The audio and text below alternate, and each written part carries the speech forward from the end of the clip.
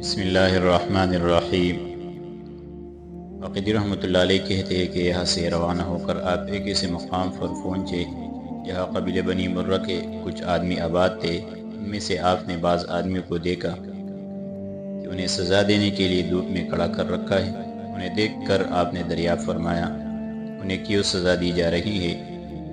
کہا گیا ان کے ذمہ خراج ہے جسے وہ ادا نہیں کرتے، اس لیے انہیں سزا دی جا رہی ہے۔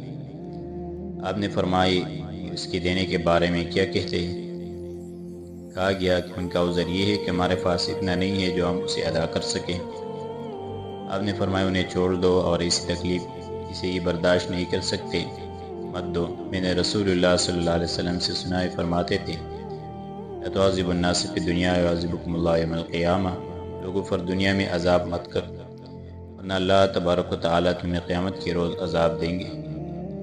چنانچہ انہیں چھوڑ دیا گیا۔ یہاں سے رخصت ہو کر آپ وادی القریٰ میں تشریف لائے۔ لوگوں نے آپ کو اطلاع دی کہ یہاں فانی کے چشم پر ایک بوڑھا شخص رہتا ہے، اس کی ایک بیوی ہے اور ایک دوست۔ اس دوست نے ایک روز اس بوڑھے سے یہ کہا کہ آیا یہ ممکن ہے کہ تو اپنی عورت میں میرا حصہ بھی کرے؟ میں تیرے اونٹوں کو چراؤں گا، انہیں پانی پلاؤں گا، ان کی حفاظت کروں گا۔ ایک دن تیری بیوی تیرے پاس رہے گی اور ایک روز میرے پاس۔ اس بوڑھے نے کہا بہت بہتر، اور خوشی سے منظور کر لیا۔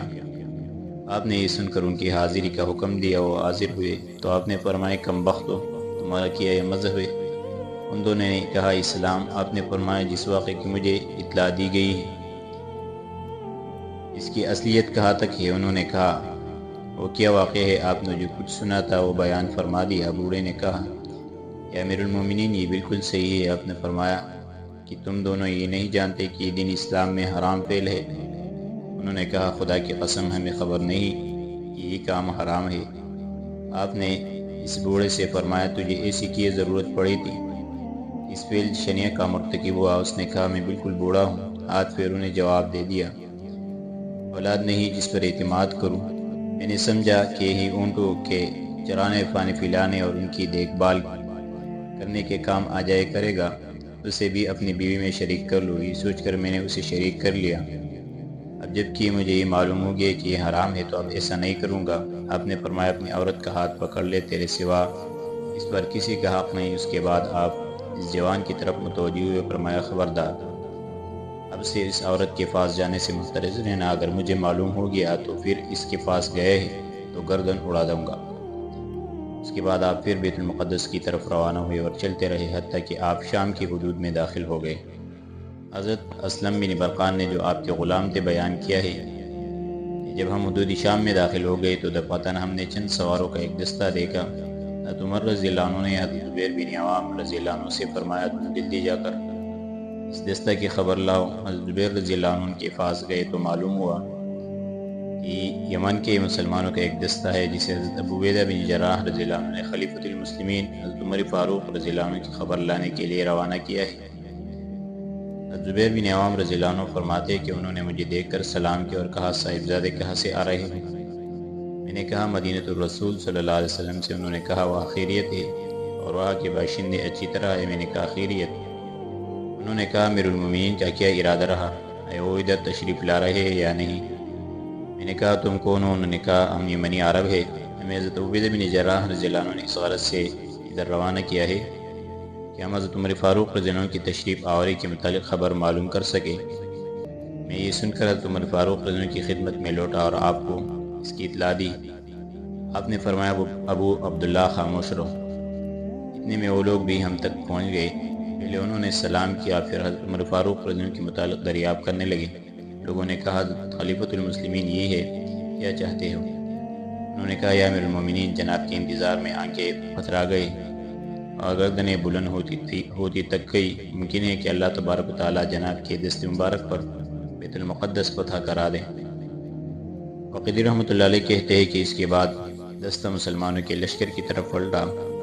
وہاں پہنچ کر بلند آواز سے مسلمانوں کو مخاطب کر کے کہنے لگا مسلمانوں، حضرت خلیفۃ المسلمین عمر فاروق رضی اللہ عنہ کی تشریف آوری تمہیں مبارک ہو۔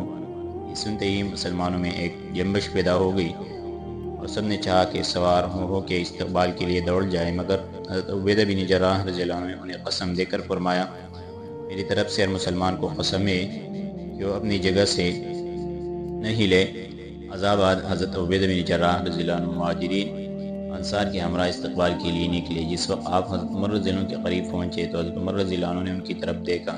حضرت عبیدہ بن جراح رضی اللہ عنہ اسلحہ سے مسلح کمان اونٹے پر لٹکائے ایک اونٹی پر جس کے اوپر سود کے ایک جول پڑی ہوئی اور جس کی مہار کانوں کی ہے سوار ہوئے آ رہے ہیں۔ ادھر حضرت عبیدہ بن جراح رضی اللہ عنہ نے بھی آپ کو دیکھا، اپنی اونٹی کو بٹلایا اور اتر گئے۔ حضرت امیر المومنین عمر فاروق رضی اللہ عنہ نے بھی ادھر اونٹ کو روکا اور بٹلا کے فافیادہ ہو گئے۔ عبیدہ بن جراح رضی اللہ عنہ نے مصافحہ کے لیے ہاتھ بڑھایا۔ حضرت عمر فاروق رضی اللہ عنہ نے مصافحہ فرمایا اور معانقہ کیا۔ مسلمان نے آپس میں ایک نے دوسرے کو سلام کیا اور حضرت عمر فاروق رضی اللہ عنہ کے سامنے آ کے سلام کرنے لگا۔ پھر دونوں حضرات سوار ہو کے باتیں کرتے ہوئے لوگوں کے آگے آگے تشریف لے چلے حتیٰ کہ بیت المقدس میں پہنچ گئے۔ قیام کے بعد حضرت امیر المومنین حضرت عمر فاروق رضی اللہ عنہ نے مسلمانوں کو نماز فجر پڑھائی اور اس کے بعد ایک نہایت عمدہ تقریر کی جو حسب ذیل ہے: الحمدللہ الحمد القوال مجید الفعال لما یرید۔ تمام تعریفیں ان اللہ تبارک و تعالیٰ کے لیے ہے جو ستوذی صفات صاحب قوت بزرگ اور ہر اس چیز کے بنانے والے ہیں جس کا وہ ارادہ فرما لیتے ہیں۔ اس کے بعد آپ نے فرمایا اللہ پاک نے ہمیں اسلام سے مکرم فرمایا، حضور اکرم محمد صلی اللہ علیہ وسلم کی وساطت سے ہمیں ہدایت بخشی، ہمیں ضلالت اور گمراہی سے علیحدہ کر دیا، دشمنی کے بعد ہمارے دلوں میں محبت بھر دی، بغض و عداوت کی جگہ ہمارے قلوب الفت و محبت سے اشنا کر دیے۔ لہذا تم ان نعمتوں پر ان کی تعریف کرو تاکہ تم ان کے اور زیادہ کے مستحق ہو جاؤ، کیونکہ اللہ جل جلالہ فرماتے ہیں لئن شکرتم لازیدنکم ولئن کفرتم ان عذابی لشدید۔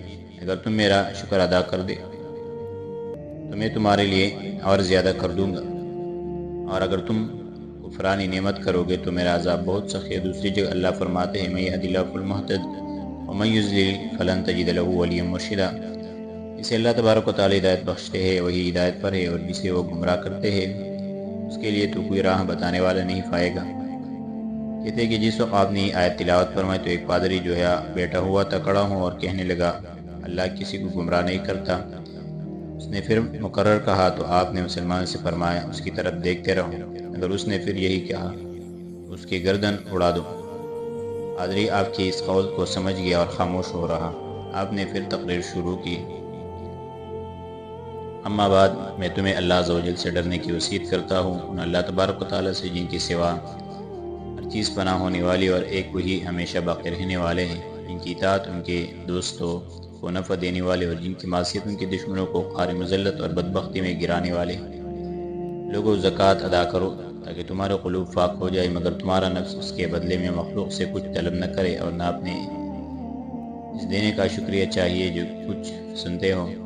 اس کو سمجھو عقل مند وہ شخص ہے جو اپنے دین کی حفاظت رکھے، اور سعید وہ شخص ہے جو دوسرے سے سبق حاصل کرے۔ یاد رکھو اور اس بات سے خبردار رہو کہ سب سے زیادہ برا کام دین میں نئی بات کا اختراع ہے۔ تم اپنے نبی کریم صلی اللہ علیہ وسلم کی سنت کو مضبوط پکڑو اور اسی کو اپنے لیے لازم کر لو، کیونکہ سنت میں میانہ روی اختیار کرنا بدعت میں اجتہاد کرنے سے کہیں بہتر ہے۔ قرآن شریف کی تلاوت اپنے لیے لازم کر لو، کیونکہ اس میں شفائے تسکین، قلب آرام اور ذکر اور ثواب ہے۔ لوگوں رسول اللہ صلی اللہ علیہ وسلم ایک روز اسی طرح تقریر کرنے کھڑے ہوئے تھے جس طرح میں آج تمہارے سامنے کھڑا ہوں۔ آپ نے دوران تقریر میں فرمایا تھا الزموا سنت اصحابی ثم الذین یلونہم ثم الذین یلونہم ثم یظہر الکذب حتی یشهد من لم یشهد ویحلف من لم یحلف، کہ میرے صحابہ کی سنت کو لازم پکڑ لو، پھر ان لوگوں کی ان سے متصل ہے، پھر جو ان سے متصل ہے کے بعد جھوٹ ظاہر ہو جائے گا، حتیٰ کہ جس شخص سے گواہی اور شہادت نہیں لے گے وہ شہادت دے گا، اور جس سے قسم نہیں کھلوائے گا وہ قسم کھائے گا۔ بس جو شخص وسطی جنت میں داخل ہونا چاہیے وہ جماعت کو لازم پکڑ لے، کیونکہ تنہائی اور علیحدگی شیطان کا کام ہے۔ تم میں سے کوئی شخص کسی غیر عورت کے پاس خلوت اختیار کرے، کیونکہ وہ دراصل شیطان کی رسیوں میں سے ایک رسی ہے۔ اس شخص کو اپنی خوبیاں اچھی معلوم ہو اور ساتھ ہی اپنی برائیوں پر بھی نظر رکھتا ہو اور انہیں برا سمجھتا ہو، وہ مومن ہے۔ نماز کو سب سے زیادہ مقدم سمجھو اور نماز پڑھو۔ تقریر کر کے آپ بیٹھ گئے۔ حضرت عبیدہ بن جراح رضی اللہ عنہ نے آپ سے رومیوں کی تمام لڑائی کا حال کہنا شروع کیا۔ آپ اس وقت متحیر اور خاموش تھے، کبھی روتے تھے اور کبھی سکوت میں آ جاتے تھے، حتیٰ کہ ظہر کا وقت آ گیا لوگوں نے عرض کیا یا امیر المومنین آپ حضرت بلال رضی اللہ عنہ کو حکم فرمائے کہ آج وہ اذان دیں۔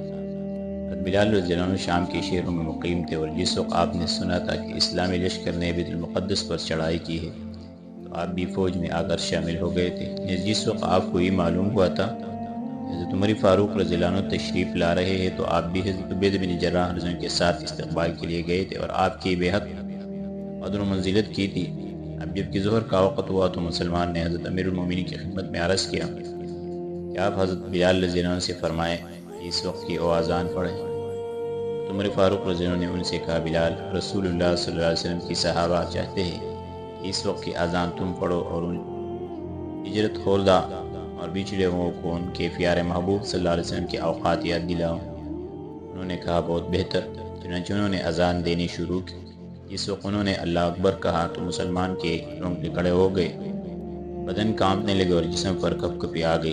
جب انہوں نے اشہد اللہ الہ الا اللہ اشہد ان محمد رسول اللہ کہا، مسلمان بے تحاشا رونے لگے اور اس قدر روئے کہ قریب تھا کہ ذکر اللہ اور ذکر رسول سے ان کے دل پھٹ جائے۔ بلال رضی اللہ عنہ نے مسلمانوں کا یہ درد اور رونا دیکھ کر چاہا کہ اذان موقوف کر دے، مگر آپ نے پھر پوری ہی کر دی۔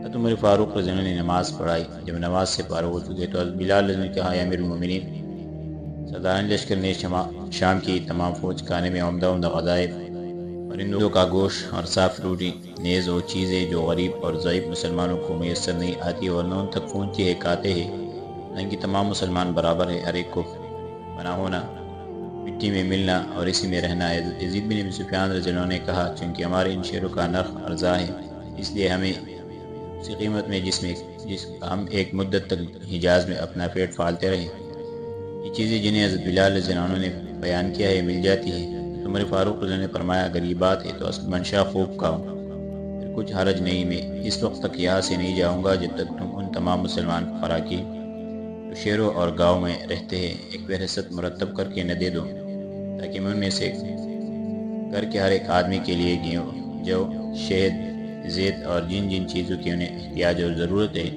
ایک معین مقدار مقرر کر دوں۔